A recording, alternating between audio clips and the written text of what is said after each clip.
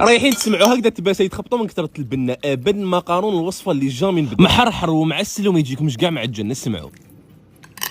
السلام عليكم، جيتكم اليوم بهذا المقارن بواحد لاصوص اكسبريس بلا بصل واحد البنه سهل مهل وبنتو كالعاده الهبال تاع الدنيا. الحاجه الاولى اللي نديروها هنا اللي يحبوا الباذنجان ديروه، اللي ما يحبوش ما كان له ديروه، بصح يعطي بنه بزاف هايله. حكمت زوج حبات باذنجان بزاف صغار، قسمتهم هكذا مربعات صغيره، درتهم في مقله مع شويه زيت شويه ملح ونخليهم يتقلاو على نار قليله حتى يدبالوا ويتحمروا. هنا في كوكوطه درت فيها شويه تاع الزيت، كميه صغيره تاع الفيونداشي تقدروا تستغناو عليه، زوج حبات تاع الطوماطيش مويه اللي كنت سكرفشتهم، 6 سنات تاع الثوم يكونوا مسكرفجين، كميه تاع التوابل اللي كنت درت فيها بصل بودره، ثوم بودره، العكري، والباقيه مكتوبين تحت الفيديو.